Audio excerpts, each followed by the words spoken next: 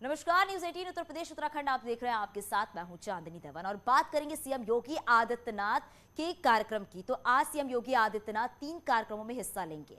इन सब में एक एक करके बात करेंगे। इन 3 तस्वीरों के जरिए आप देख सकते हैं कि सीएम योगी आदित्यनाथ अलीगढ़, सहारनपुर और लखनऊ में कार्यक्रम करेंगे। और अलीगढ़ की बात करें तो योगी आदित्यनाथ पावर हाउस का लोकार्पण करेंगे और कई योजनाओं की सौगात भी देंगे। वहीं सहारनपुर में योगी आदित्यनाथ एटीएस के कमांड सेंटर का भी शिलान्यास करेंगे और एक रैली को भी संबोधित करेंगे। शाम को लखनऊ में नगर विकास विभाग के कार्यक्रम में भी हिस्सा लेंगे। इस कार्यक्रम में सीएम योगी आदित्यनाथ कई परियोजनाओं का लोकार्पण और शिलान्यास करेंगे।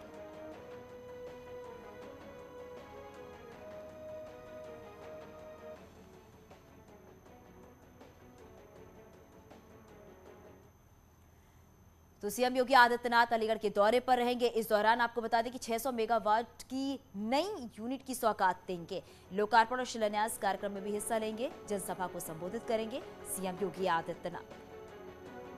तो अलीगढ़ का दौरा है सीएम योगी आदित्यनाथ का। इस दौरान कई बड़ी सौगात भी देंगे। 660 मेगावाट की नई यूनिट की सौगात देंगे सीएम योगी आदित्यनाथ। सीएम योगी आदित्यनाथ सहारनपुर के भी दौरे पर रहेंगे और सबकी निगाहें सहारनपुर के दौरे पर भी रहेंगी, क्योंकि इस कार्यक्रम के दौरान ही सीएम एटीएस कमांड सेंटर का शिलान्यास करने जा रहे हैं, जो आने वाले समय में बनकर तैयार हो जाएगा। चलिए अब आपको ये समझाते हैं। देवबंद में बनने वाले एटीएस कमांड सेंटर से जुड़ी जानकारी आपको देते हैं। 200 वर्ग मीटर जमीन पर ये बनेगा। एसपीजीजी आर्मी की देखरेख में ट्रेनिंग होगी। 15 आईपीएस अधिकारियों की तैनाती की जाएगी। तालिबान समर्थकों पर नकेल कसने में मददगार साबित होगी। उत्तराखंड हरियाणा की सीमा से सटे सहारनपुर में यह बनाया जाएगा एटीएस कमांड सेंटर, जिसमें 100 कमांडो की नियुक्ति की जाएगी। वैसे सरकार एटीएस कमांड सेंटर क्यों बना रही है, इस सेंटर को बनाने के पीछे सरकार का मकसद क्या है, ये आपको समझाते हैं। दरअसल इस एजेंसी की मदद लेकर सरकार किसी भी तरह की आतंकी गतिविधियों पर लगाम लगाना चाहती है। रोहिंग्या घुसपैठ को रोकने की कवायद की जाएगी और इसके साथ ही पश्चिमी यूपी का सबसे विवादित इलाकों में एक देवबंद इलाके में सरकार नजर रख पाएगी। और इसके साथ ही दारुल उलूम में बाहर से आए लड़ाकों पर भी, आपको बता दें कि लड़कों पर भी नजर रखने में मदद मिलेगी। अफगानिस्तान से आए लोगों पर भी एटीएस की नजर रहेगी।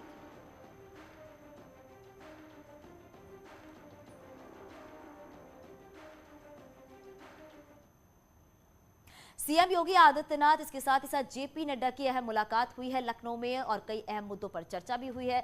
चुनाव की तैयारियों पर चर्चा की गई है। पीएम मोदी की रैली को लेकर भी चर्चा की गई। तो सीएम योगी आदित्यनाथ और जेपी नड्डा की अहम मुलाकात हुई है। कई अहम मुद्दों पर बातचीत की गई है, क्योंकि चुनाव नजदीक है। इसको देखते हुए चुनाव की रणनीति को लेकर भी चर्चा की गई है। और इस दौरान आपको बता दें कि सीएम योगी आदित्यनाथ की मुलाकात के बाद जेपी नड्डा ने उनके साथ डिनर भी किया।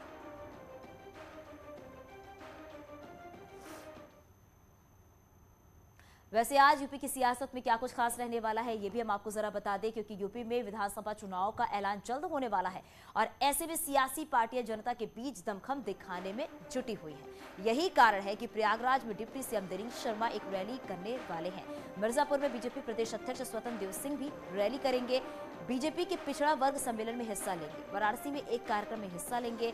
बहराइच में मंत्री महेंद्र सिंह बीजेपी के युवा सम्मेलन को संबोधित करेंगे और मुरादाबाद में एआईएमआईएम अध्यक्ष असदुद्दीन ओवैसी रैली करेंगे।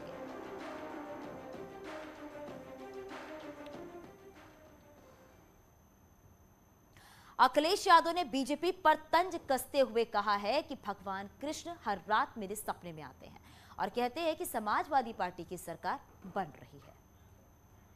रात में हम पे आए थे, रात में हमारे सपने में आए थे भगवान कृष्ण जी, कह रहे थे आपकी सरकार बनने वाली है। और एक बार नहीं आए, हर दिन आते हैं। हर दिन, कोई दिन ऐसा नहीं जिस दिन भगवान हमारे सपनों में ना आकर के कहते हो कि आपकी सरकार बनने जा रही है।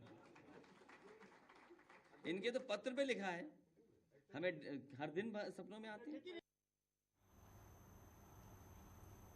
तो यूपी में सियासी लड़ाई जो है वो अपने चरम पर है और सत्ता की दावेदारी हर सियासी दल कर रहा है, लेकिन बीजेपी और समाजवादी पार्टी के बीच की लड़ाई खासी दिलचस्प होती जा रही है।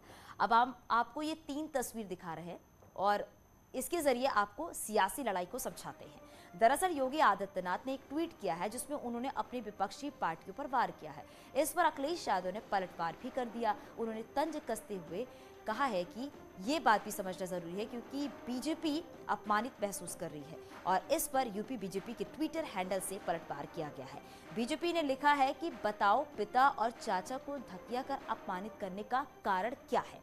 दरअसल ये सियासी लड़ाई किस मायने पर हो रही है इसको भी आप समझिए। योगी आदित्यनाथ ने भी एक ट्वीट किया है जिसमें उन्होंने लिखा है जो कार्य करेगा उसको सम्मान मिलेगा और जो केवल बोलेगा और करेगा कुछ नहीं उसे समाज कभी सम्मान नहीं देगा। और इस ट्वीट का आपको बता दें स्नैपशॉट लेकर अखिलेश यादव ने भी पलटवार किया है। उन्होंने लिखा है कि अब समझ में आया कि बीजेपी के अपमानित होने का कारण क्या है। अखिलेश यादव के इस बयान पर यूपी बीजेपी ने पलटवार किया है। यूपी बीजेपी ने लिखा है बीजेपी को तो 2014 में 71, 2017 में 312 और 2019 में 62 सीट का जनादेश रूपी सम्मान यूपी की जनता ने दे दिया है। बीजेपी के पास तो जनादेश का सम्मान सर्टिफिकेट भी है। आप तो ये बताओ कि बबुआ की पिता और चाचा को धकिया कर अपमानित करने का कारण क्या था। ये कारण समझ में नहीं आया। उत्तर प्रदेश के मेरठ में शिवपाल यादव की पार्टी प्रगतिशील समाजवादी पार्टी की एक रैली में कंबलों की लूट मच गई जिसमें कई लोग घायल हो गए और ये घटना तब हुई जब पार्टी ने नेता अमित जानी के वहां जन संकल्प रैली का आयोजन किया और रैली में भीड़ जुटाने के लिए कंबल बांटने का ऐलान कर दिया। जैसे ही रैली के बाद कंबल बांटने का कार्यक्रम शुरू हुआ वहां मौजूद भीड़ बेकाबू हो गई। लोगों में कंबल लूटने की होड़ मच गई। जिस जगह पर कंबल रखे गए थे वहां तो लोगों ने जैसे धावा ही बोल दिया। भीड़ में शामिल हर आदमी कंबल तक पहुंचने में ऐसे जुट गया जैसे वो दुनिया का आखिरी कंबल हो। इस लूट के चक्कर में लोगों ने एक दूसरे की भी परवाह नहीं की। जिसके हाथ जितने कंबल लगे वो लेकर चलता बना। इस दौरान कुछ लोगों ने उन्हें रोकने की कोशिश की लेकिन भीड़ के आगे उनकी एक न चली। लाउड स्पीकर की मदद से भी लोगों को मना करने की कोशिश की गई। कानूनी कार्रवाई करने की बात तक कही गई लेकिन नतीजा ढाक के 3 पात। किसी भी हमारे आने वाले साथी को मां को बहन को दिक्कत हुई तो इनके खिलाफ जो है कानूनी कार्रवाई अमल में लाई जाएगी। जन संकल्प रैली में लूट का ये सिलसिला करीब 1 घंटे तक चलता रहा। इस बीच कुछ महिलाएं भी कंबल पाने की लालच में भीड़ में घुस गईं, लेकिन भगदड़ की वजह से उनमें कई घायल हो गईं। वैसे यूपी में सियासी हंगामा जारी है और इस सियासी लड़ाई में असदुद्दीन ओवैसी भी दावेदारी ठोक रहे हैं और 19% मुस्लिम वोट बैंक को टारगेट कर यूपी में सियासी जमीन खोज रहे हैं। गाजीपुर में अफजल अंसारी ने ओवैसी को सीधे चुनौती भी दी है। उन्होंने कहा है अगर हिम्मत है तो गाजीपुर से चुनाव लड़कर दिखाए, जमानत जब्त हो जाएगी। इस मौके पर अफजल अंसारी ने ओवैसी पर बड़ा आरोप लगाया है। बीजेपी और आरएसएस का ओवैसी एजेंट है जो एक्सपोज हो चुके हैं। मीडिया किस पर मेहरबान है, सरकार किस पर मेहरबान है। हर आदमी ये सोचने पर मजबूर है कि जरा सी जबान तिरछी हुई तो रासुका लग जा रहा और आप खड़े होकर के ऐसे चुनौतियां दे रहे हैं कि दूसरे को मौका मिल रहा कि वो धर्म संसद के माध्यम से किसी संप्रदाय के खात्मे तक के लिए ऐलान कर दे। ये एक गहरी साजिश है। एक एजेंडे के तहत सब कुछ किया जा रहा है। इतने बड़े लीडर हैं जो सारे हिंदुस्तान में रौंद रहे हैं और ऐसे चार मीनार के नीचे महफूज सीट पे हैं। वो कह लिए गाजीपुर में आए लगे जमानत जब्त हो जाएगी, उनकी जमानत जब्त हो जाएगी। यहाँ क्या करे आएंगे, भेजवा दीजिए आप।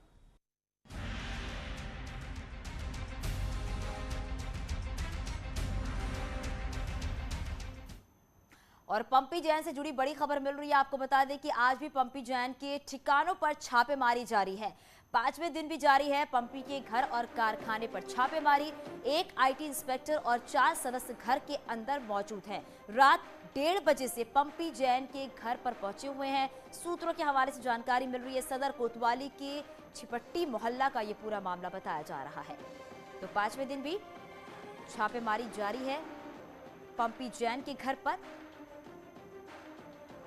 और आपको बता दें इस छापेमारी के दौरान घर और कारखाने पर ये रेड 5 लोगों की टीम ये लगातार छापेमारी कर रही है। और चलिए सीधे आपको लखनऊ लिए चलते हैं। हमारे सहयोगी ऋषभ मणि हमारे साथ लाइव जुड़ गए हैं। ऋषभ, 5वें दिन भी छापेमारी जारी है, घर के अंदर कौन मौजूद है और क्या छापेमारी में अभी तक कुछ चीजें निकलकर सामने आ पाई हैं, इसको लेकर क्या जानकारी? चांदी, देखिए, संडे को भी लगातार पंपी जैन से उनके कारखाने में ही आईटी की टीम ने पूछताछ की थी। उनके कारोबार से संबंधित तमाम कागजात थे, उनको वेरीफाई किया गया था। इस बात की भी चर्चा हो रही थी, जो गल्फ कंट्रीज हैं वहाँ से कुछ शेल कंपनीज के जरिए करोड़ों रुपए का लेन देन हुआ है, उस बात की तस्दीक की जा रही थी। और पहले जब छापा इनके आवासों पर और ठिकानों पर कानपुर में भी पड़ा था शुक्रवार को भी, तो इनके बहनोई अतुल जैन का रतन प्रेसिडेंसी कानपुर में घर है, उसको सील कर दिया गया था। इनके एक भाई हैं, उनका भी घर था।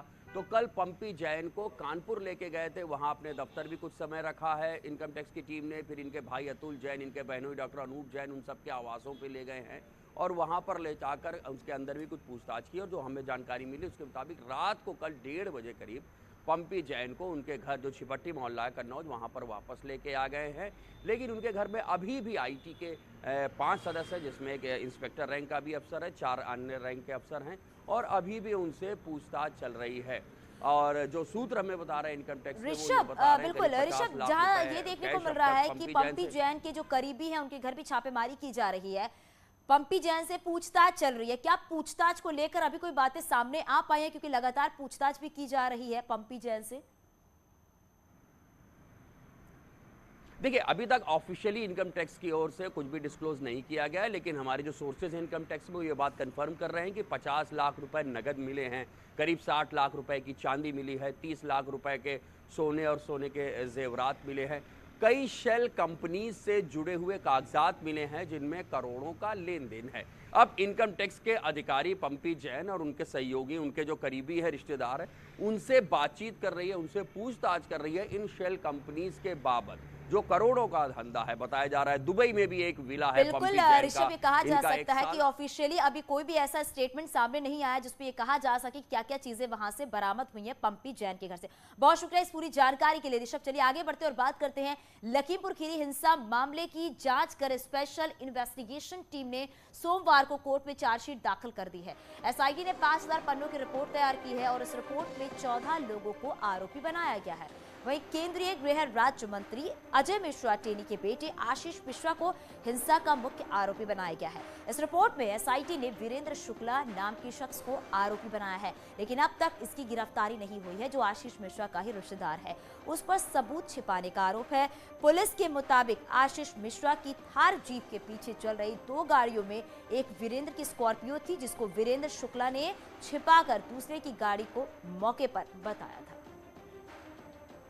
कुल 13 अभियुक्तों के विरुद्ध 147, 48, 49, 302, 307, 326 और आर्म्स एक्ट के विरुद्ध में चार्जशीट आई हुई है। वीरेंद्र शुक्ला के विरुद्ध 201 आईपीसी में एडिशनल चार्जशीट आई हुई है। सर, क्या आशीष मिश्रा की मौजूदगी वहाँ पर थी? गवाहों के बयान में आया है कि आशीष मिश्रा वहाँ मौके पर मौजूद थे। चार्जशीट पे ये चीज़ है, सिटी में है। एसआईटी ने आशीष मिश्रा को क्यों आरोपी बनाया, चलिए इसको सिलसिलेवार तरीके से आपको समझाते हैं। दरअसल 3 अक्टूबर को थार जीप से किसानों को रौंदने का आरोप है। जो थार आपको तस्वीरों में दिख रही है, उस थार में आशीष मिश्रा बैठा था। एफआईआर में भी ये बात कही गई थी। इस दौरान आशीष मिश्रा ने गोलियां भी चलाई थी। एसआईटी की जांच में भी सामने आया है कि फायरिंग आशीष मिश्रा की राइफल और रिवॉल्वर से हुई थी। इसके साथ ही इस हिंसा के पीछे सोची समझी साजिश भी थी। इस बात को एसआईटी ने अपनी जांच रिपोर्ट में भी लिखा है। लखीमपुर की घटना लापरवाही या हादसा नहीं, बल्कि एक सोची समझी साजिश थी।